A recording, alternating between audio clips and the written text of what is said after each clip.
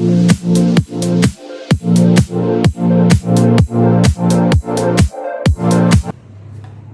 Friends, कैसे हो आप सभी।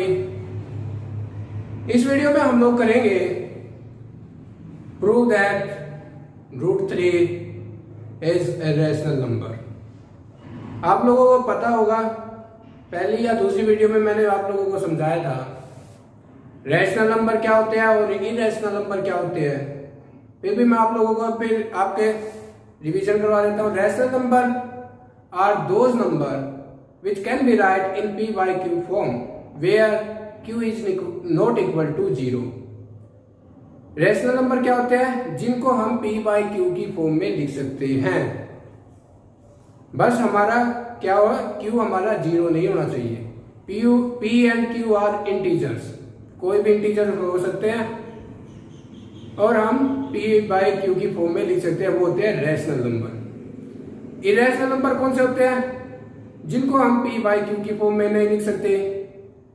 एक्चुअल वैल्यू जिनकी पता नहीं, जो सिंबल होते हैं 0.1 पॉइंट कुछ कुछ जैसे चलता रहता है इनफाइनाइट तक, ना रिपीट होता है और ना ही कंप्लीटली डिविजिबल होता है, उन्हें बोलते हैं इरेशनल नंबर। जैसे रूट में अगर प्राइम नंबर आ जाए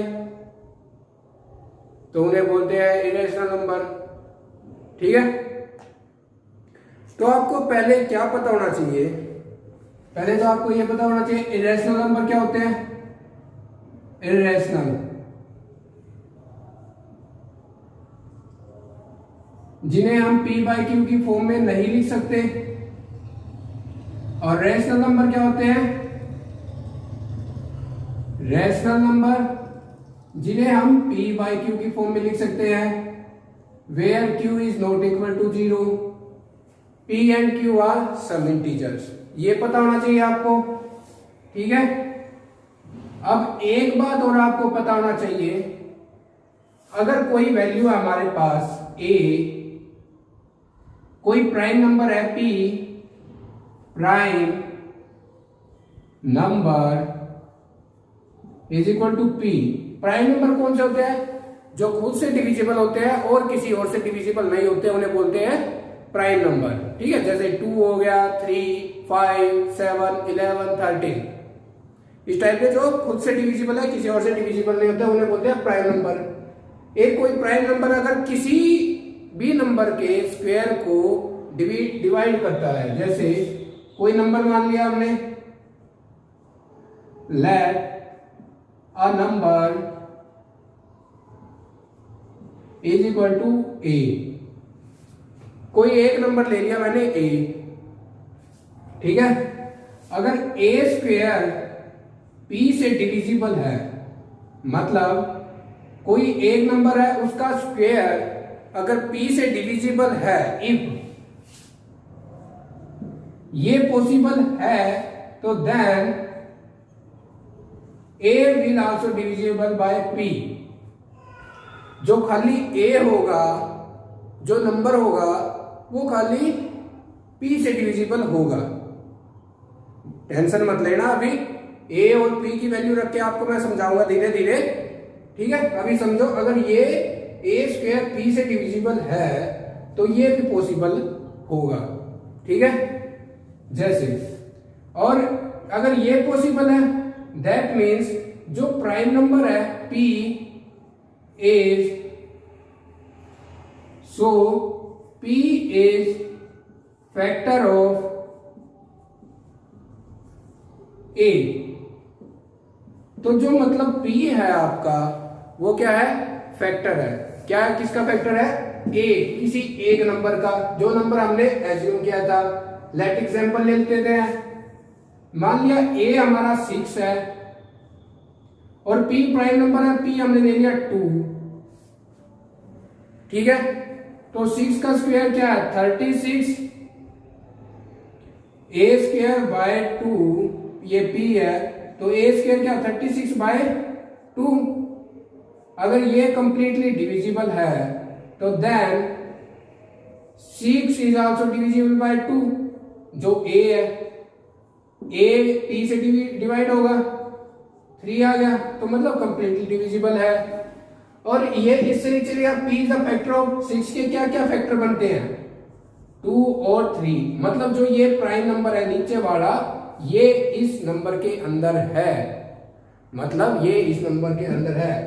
हमने पहले क्या हमें पता होना चाहिए प्राइम नंबर क्या है, कुछ भी हो हमारा प्राइम नंबर, कोई नंबर एज्यूम किया ए स्क्वायर, उसको अगर ए स्क्वायर किसी नंबर का स्क्वायर किसी प्राइम नंबर से डिविजिबल है तो उस नंबर से प्राइम नंबर से वो नंबर डिविजिबल होगा। जैसे आपने देखा 6 मानना कोई नंबर आपने और 2 एक प्राइम नंबर है, वो 6 का स्क्वायर 36 2 से डिविजिबल है तो 6 भी 2 से डिविजिबल होगा, मतलब कि 6 के अंदर 2 का वेक्टर भी है, ये प्राइम नंबर है 2 के 6 के अंदर भी। समझ में आ गया? एक बार और देख लो, अगर किसी नंबर का स्क्वायर किसी प्राइम नंबर से डिविजिबल है, इफ अगर किसी नंबर का स्क्वायर किसी प्राइम नंबर से डिविजिबल है तो उस नंबर से वो नंबर उस प्राइम नंबर से भी डिविजिबल होगा। अगर इसका मतलब क्या है, p है जो ये प्राइम नंबर है, ये फैक्टर है ऑफ a, तो उस नंबर का ये फैक्टर होगा। ये आपको पता होना चाहिए ये क्वेश्चन करने से पहले, ठीक है। तो इसकी जगह हम क्या लिख सकते हैं, a अगर a की वैल्यू हमें नहीं पता है तो a को लिख दूंगा मैं pc मतलब प्राइम नंबर कुछ भी आएगा, जो भी आएगा प्राइम नंबर, c की कोई भी वैल्यू आ जाएगी सम इंटीजर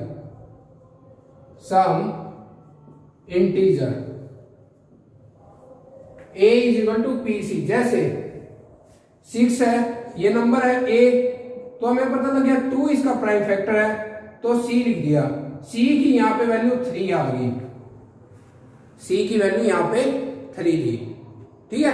कुछ भी वैल्यू पॉसिबल हो सकती है, c is a some integer, कुछ भी इंटीजर हो सकता है, ठीक है। इसकी नोट करने की जरूरत नहीं है आपको, बस ये समझना था। अब क्वेश्चन करते हैं सॉल्यूशन इसका। Prove √3 is A irrational number. Irrational number कौन से होते हैं, जिन नंबरों को हम p/q की फॉर्म में नहीं लिख सकते, जिन नंबरों को हम p/q की फॉर्म में नहीं लिख सकते उसको बोलते हैं इरेशनल नंबर, और रैशनल नंबर जिनको हम p/q की फॉर्म में लिख सकते हैं। अब इसको कैसे सोल्व करना है, इसको सोल्व करने के लिए आपको पहले इसको ही हम कॉन्ट्राडिक्ट मान लेते हैं कि मैं इसको पहले उल्टा ही समझ लेते हैं कि ये रैशनल नंबर है, ठीक है। Let √3 is irrational number, irrational नहीं rational number, rational number. Let √3 is a rational number, rational number मान लिया तो हम √3 को p/q की फॉर्म में लिख सकते हैं।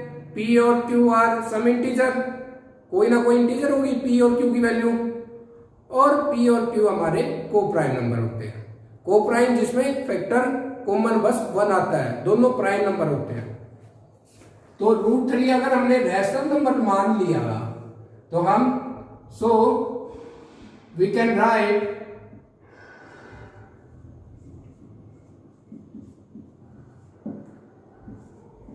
√3 इज इक्वल टू p/q, क्योंकि हमने इसको मान लिया है रैशनल नंबर तो हम इसको p/q की फॉर्म में लिख सकते हैं। p and q are some integer, p and q are integers, ठीक है। And p and q are coprime number.